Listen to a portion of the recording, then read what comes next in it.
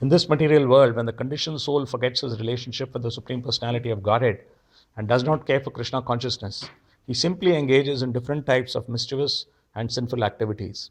He is then subjected to the threefold miseries, and out of fear of the elephant of death, he falls into the darkness found in a mountain cave. The conditioned soul suffers many miserable bodily conditions, such as being affected by severe cold and strong winds. He also suffers due to the activities of other living beings and due to natural disturbances. When he is unable to counteract them and has to remain in a miserable condition, he naturally becomes very morose because he wants to enjoy material facilities. So, Shukadev Goswami is showing us what is in store for us if we are in conditional life. And we can see also what is in store for us if we are not in conditional life. When someone forgets his relationship with Krishna, this is what happens, and does not care for Krishna consciousness. Now, as a devotee, we cannot say that, oh, I have not forgotten my relationship with Krishna and I do care for Krishna consciousness. Because except for the pure devotees like Guru Maharaja, for the rest of us it fluctuates. Whether we remember, whether we forget, and how much we care for Krishna consciousness. When we remember and we do care, then life is blissful.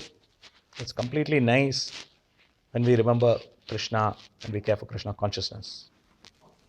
But in the times when we forget, then what happens? We simply engage in different types of mischievous and sinful activities. This is what happens.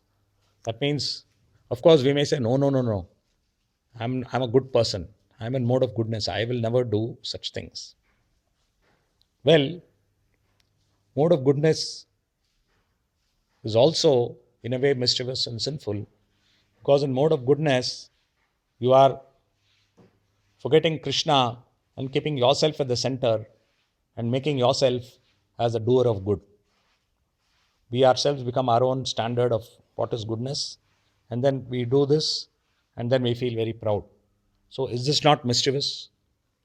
When Krishna is there as Supreme Personality of Godhead, we know He is the Supreme Personality of Godhead, and we know that He has said, forget everything which has been said in the Vedas, just surrender unto me. We know that.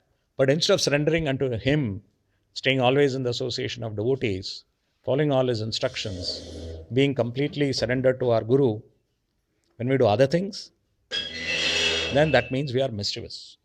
So even if we may be doing mode of goodness activities, that is mischievousness. And see what happens whenever we are doing that. We get subjected to the threefold miseries. That means miserable bodily conditions, such as being affected by severe cold and strong winds. And then the activities of the other living beings and due to natural disturbances. So all these things make us miserable. We are unable to counteract them. We remain in a miserable condition. And we become very morose because we want to enjoy material facilities. The whole point of forgetting Krishna and not caring for Krishna consciousness is that we want to enjoy material facilities. Nice comfort, nice enjoyment with our family members, making sure that our children study nicely. These are all the enjoyments we are looking for. But then what happens? We get frustrated in that. We take great care in educating our children, and then we find that they don't study properly. Or if they study properly, then they give up Krishna consciousness. And so on. And then when the time comes for getting them married, then we say that, okay, first of all, let me look within my caste. Let me look for someone who's rich. Let me look for someone who's this and that. And the last is, let me look for a devotee. So these are all signs that we don't care for Krishna consciousness. And then there is fear of the elephant of death. When we are in this condition, then we are afraid of the elephant of death. But look at the life of a pure devotee like Guru Maharaja. He is not in the least afraid of death.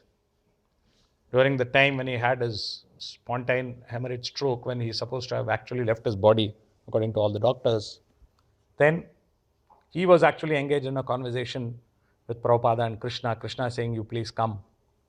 I've got other services for you. Prabhupada saying, come. And then he think, let me think about it. And then he thought about it for a few days. That is when they thought that he was in a coma. Then again, when the doctors were saying, oh, now you're not able to breathe without the tube, so we'll cut your throat, do a tracheostomy. He was not bothered. He said that I will wait. In this way, he is not affected by all these things. And so he is always blissful and is always able to do so much.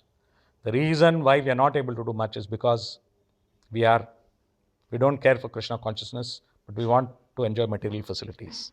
And we give up our great attraction for enjoying material facilities and instead engage in, like Guru Maharaja, in serving Krishna, and we care for Krishna, then we will have no more fear of anything. The material miseries will not affect us anymore, and we'll always be blissful. Hare Krishna.